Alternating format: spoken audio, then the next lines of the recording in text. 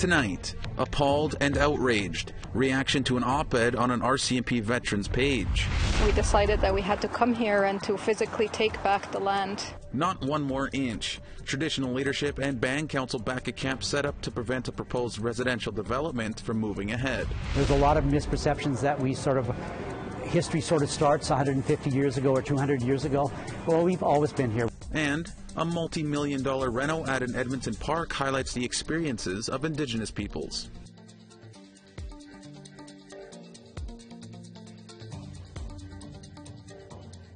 Good evening, welcome to APTN National News. I'm Daryl Stranger. An opinion piece posted to the RCMP Veterans Association webpage examines residential schools and Canada Day. Called My Canada, Is It Your Canada? The article suggests to get on with life.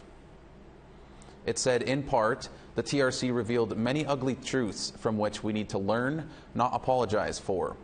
Today's generation cannot be responsible for the actions of our forefathers. The Public Safety Minister's office denounced the piece and provided a statement saying, "We disagree strongly with material that denies pain and suffering caused by residential schools." Well, that post is causing a lot of reaction today.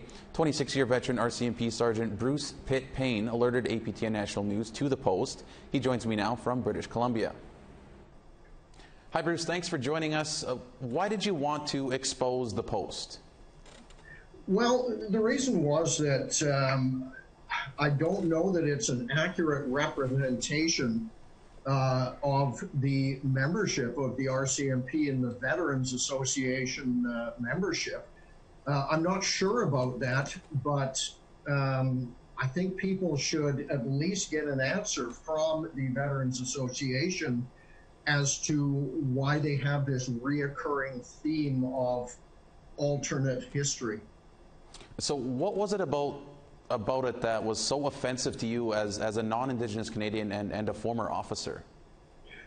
Well, when I first read the editorial, I thought it was going to be about not burning churches, not vandalizing and such, which would be probably a valid opinion that most people could stomach. But inside, there were some hidden parts that leapt out at me, such as an absolute gross misrepresentation of what the residential schools were meant to do, the objectives, the initial objectives, and it was minimized to being institutions of education as opposed to the oppression that came out in the Truth and Reconciliation Commission and such. And secondly, I was extremely offended by the fact that there were phrases such as "get on with life" and "stop dwelling on it," in reference that they mentioned all parties, which included our First Nations. And that not just disappointed me, it confused me. And that was at the point that I started feeling ashamed to be a member of this association. So what were your fellow officers saying about this? I haven't spoken in person to many people, but I can tell you that there was a comments page on the website for the Veterans Association, and the initial comments were extremely pathetic, very much in favor of the point of view.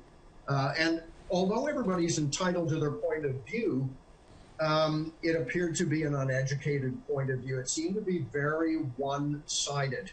And backing what the author had said.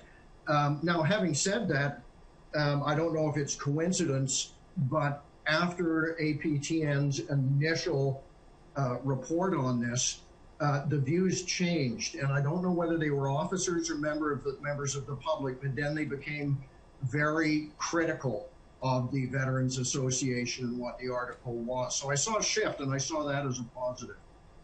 And they've since taken the post down. Why do you think they took it down? I have no idea, but I think that's the issue here, is that we need to hear from this association that represents and is speaking for hundreds and hundreds of retired RCMP members and, in fact, CSIS members, because that's where the article came from, was from their equivalent of their Veterans Association. And I think that we need to hear from them and the RCMP and even the RCMP union to find out now what people think of this, or why they took it down, or why they even felt it necessary to have an agenda to present on this issue. And Bruce, why do you think these attitudes still persist in the ranks? Well, to be fair, this is the Veterans Association, but I don't want to miss the point of what you're making here, the question. The members of the RCMP Veterans Association don't necessarily belong to a group that are 100 years old. I retired 4 years ago. There are members that would have been supervisors, direct supervisors and mentors to people still in the field. And if they hold this point of view, despite the fact that many people within the organization are upset about allegations of systemic racism, if newly retired members that have this voice, this ability to speak to the serving members, if they have this point of view, I think it speaks loudly to the fact that there still is systemic racism within the RCMP. And I think that this should be dealt with quickly. All right, Bruce, that's all the time we have for you. I want to thank you again for taking a few minutes to speak with us. You're very welcome.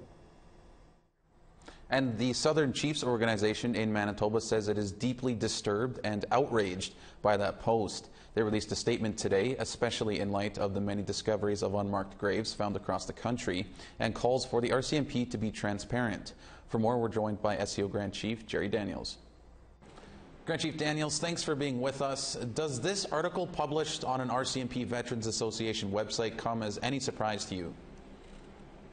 Well, obviously, we're never really surprised of these sorts of comments from colonial institutions.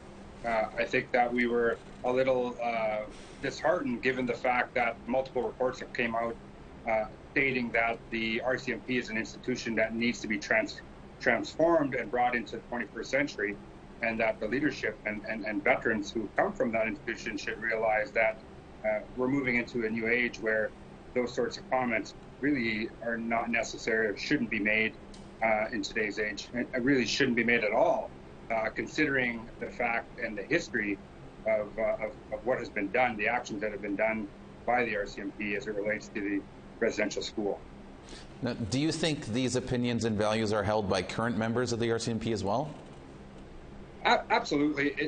It's sort of an error on their part, because what we've seen from these institutions is sort of a backroom kind of discussion or statements like this are made sort of in the dark areas or the private quarters of these institutions, and not necessarily brought out into the open. But it serves as a stark reminder, I think, to many of us that the values and sentiments are a testament of what continues today. And they're simply wanting to get on with the business of colonization and not interested in really creating the meaningful and substantive changes that are necessary to righting the wrongs of the past. Now, there appears to be a few of these attempts at rewriting Canadian history lately. The Premier of Manitoba also suggested those who came to Canada before it was a country didn't come here to destroy anything but to build it up. Why do you think we're seeing these things now?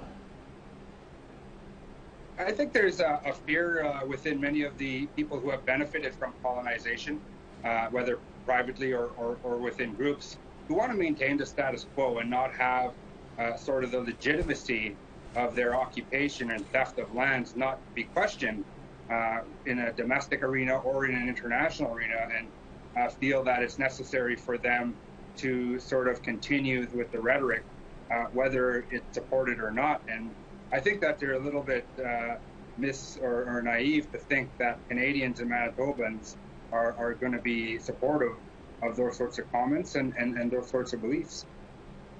All right, that's all the questions we have for you, Grand Chief. That's Grand Chief Jerry Daniels joining us. Thank you. The original post is no longer online. We reached out to the RCMP Veterans Association for comments, but have not heard back. We will bring you more on this story tomorrow. Head to our website at aptnnews.ca for more.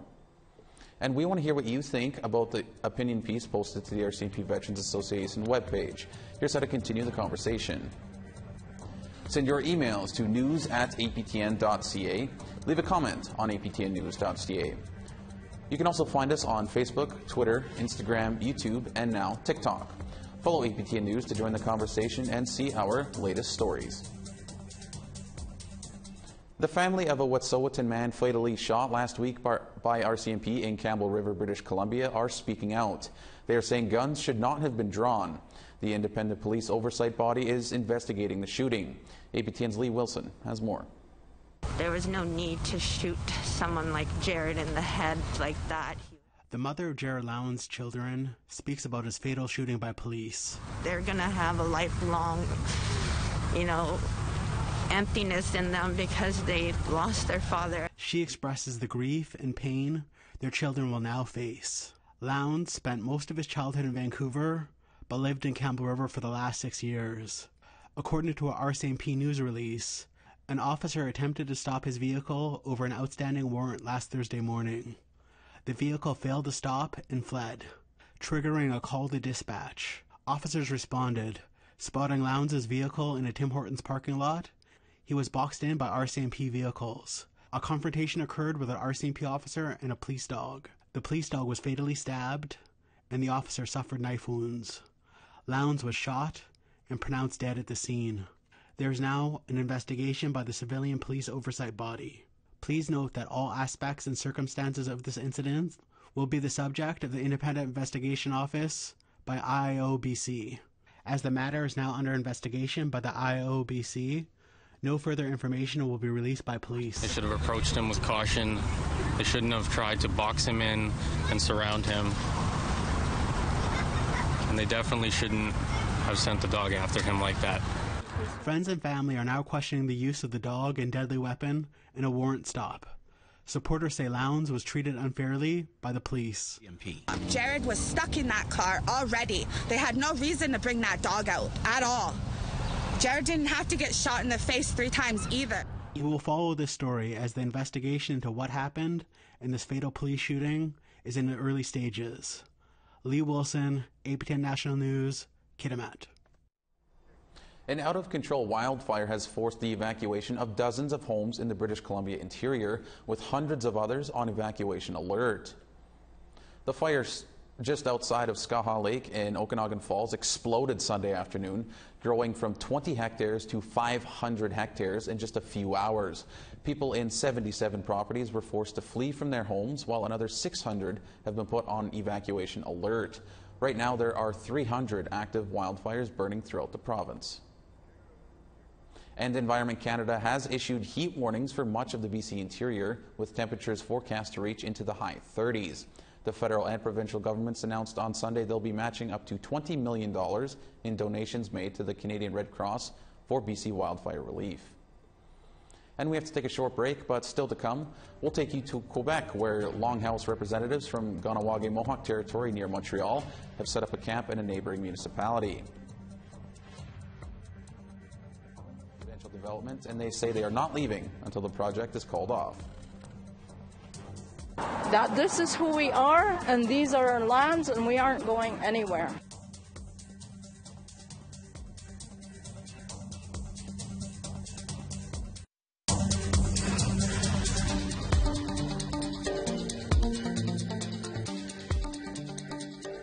Welcome back. Longhouse representatives from Ganawage Mohawk territory near Montreal have set up camp in a neighboring municipality on a plot of land slated for residential development. They say they're holding strong until the project is officially called off. Lindsay Richardson brings us this story. After more than a year of occupation, land defenders from 6 nations near Caledonia, Ontario, forced the cancellation of a residential development on disputed land. Months later, further east, the Mohawk community of Ganawage in Quebec is doing the same. But unlike Caledonia, this camp on Old Chateauguay Road is endorsed by both traditional and band council leadership. We decided that we had to come here and to physically take back the land. Behind the camp is a 23 square kilometer parcel of land eyed for residential development. Hundreds of homes are supposed to go up here. Although the land technically falls within Chateauguay city limits, Ganawageronos say it's part of a long-standing land claim dispute and that 200 acres are owed to the community. People on the outside need to realize that we don't want to fight, you know? We don't want to always have to make these stands because it gets tiresome. There's a lot to this, you know. We have jobs, we have, you know, lives too. But we choose to make these stands because we need to make that presence known that this is who we are and these are our lands and we aren't going anywhere. Residential development is one prescription for a post-pandemic economic boom. It's happening everywhere at faster than usual rates. After Longhouse reps announced their occupation and intent to never acquiesce or surrender Kahnawake lands, the Mohawk Council chimed in, not one more inch. For us, it makes logical sense that the governments would either try to buy this land somehow and revert it back to the Mohawks of Kahnawake.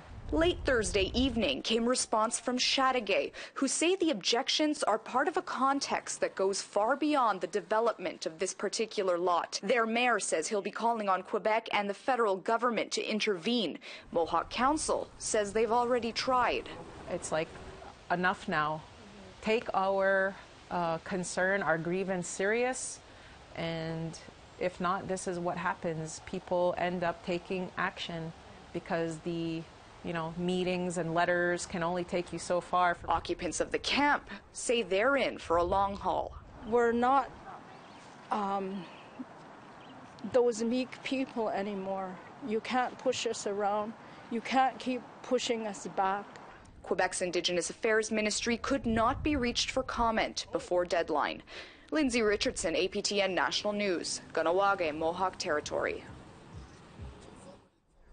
Another church in Alberta has been destroyed by arson, this time on the Kihiwin Cree Nation. RCMP say Our Lady Mercy Catholic Church was intentionally set on fire. A youth has been arrested and released and will appear in court on September 21st.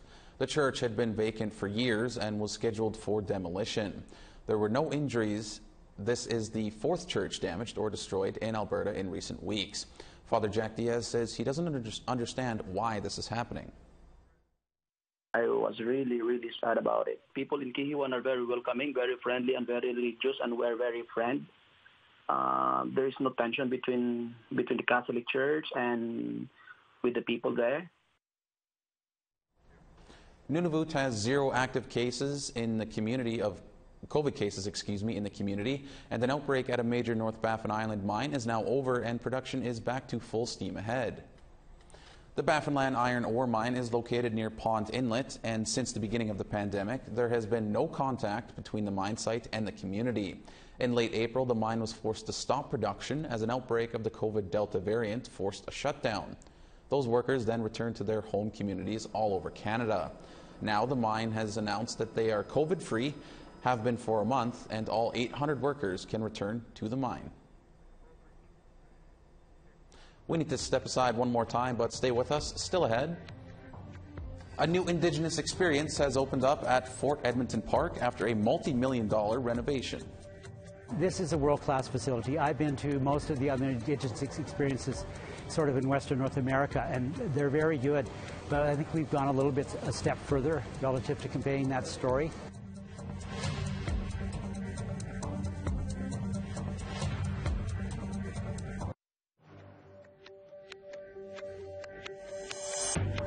Welcome back. It's time now for our photo of the day. Shared by Chastity Delorme, her daughter Jada wanted to honor the 751 unmarked graves found in her community of the Cowessee First Nation in Saskatchewan. Culture and tradition is very important to Jada. She often dances traditionally with her mother. Thank you to Chastity for sharing this moment with us. And you can send your photos to share@aptn.ca for the next chance to be our photo of the day. Now let's take a look at tomorrow's weather forecast. Starting in the east, 26 in a mix of sun and cloud in Charlottetown and 26 in Halifax. 26 degrees and sunshine in Nain and 27 in sun in Happy Valley Goose Bay. 29 degrees in Saguenay, and 25 degrees in Quebec City. 27 in rain in Peterborough, and 23 in rain in Sault Ste. Marie. 23 degrees in rain in Wawa, and 26 in Sioux Lookout. 23 in sunshine in God's Lake, and 26 in The Paw. 29 in a mix of sun and cloud in Winnipeg, and 24 in Barons River. 29 in sunshine in North Battleford, and 29 in sunshine in Regina. 25 in sun in Stony Rapids, and 26 in sunshine in La Ronge. Over in the west, 26 in sunshine in Fort Chipewyan, and 31 in sun in Peace River. 29 in sun in Edmonton, and 31 in Medicine Hat. 25 in sun in Victoria, and 28 in sun in Bella Coola. 21 in a mix of sun and cloud in Dease Lake, and 27 in Smithers. 24 in sunshine in Dawson, and 22 in sunshine in Mayo. 22 in a mix of sun and cloud in Yellowknife, and 29 in Wrigley. 26 in a mix of sun and cloud in Fort McPherson, and 24 in Colville Lake. 15 in sun and cloud in Baker Lake, and 12 in sunshine in Chesterfield. 14 degrees in Iqaluit, and 8 degrees in Clyde River. Edmonton Park has reopened after a multi-million-dollar reno, and the highlight is the Indigenous people's experience, which tells the good and bad stories from centuries ago today. APTN's Chris Stewart was there and has the story. Fort Edmonton Park has been a popular attraction in the city since 1974. Now, after a $165 million facelift provided by all levels of government, the park reopened on July 1st. And the heart of the revamp is the huge Indigenous people's experience.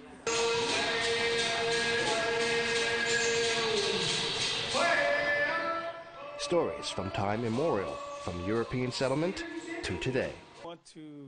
The park partnered with the Confederacy of Treaty 6 First Nations and the Métis Nation of Alberta to ensure accuracy. All aspects of history are represented here.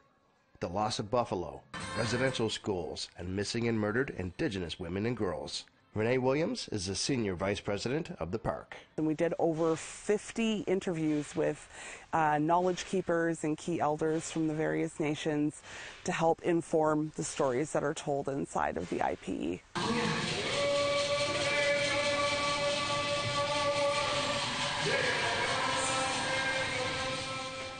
Everett Poor is the Indigenous Narrative Supervisor. He came out of retirement to be a part of the Indigenous people's experience. This is a world-class facility. I've been to most of the other Indigenous experiences sort of in Western North America, and they're very good. But I think we've gone a step further relative to conveying that story. And that not only the story comes from sort of what's in this space, but also from the people here. Everybody that's within this space, including myself, is of Indigenous ancestry. And we've purposely done that relative to, these are our stories. Poor says the experience will help educate those who want to learn more about Indigenous history. I think really what's important in this facility is that it indicates that we've always been here and we're still here as a people. There's a lot of misperceptions that history sort of starts 150 years ago or 200 years ago. Well, we've always been here. Chris Stewart, APTN National News, Edmonton.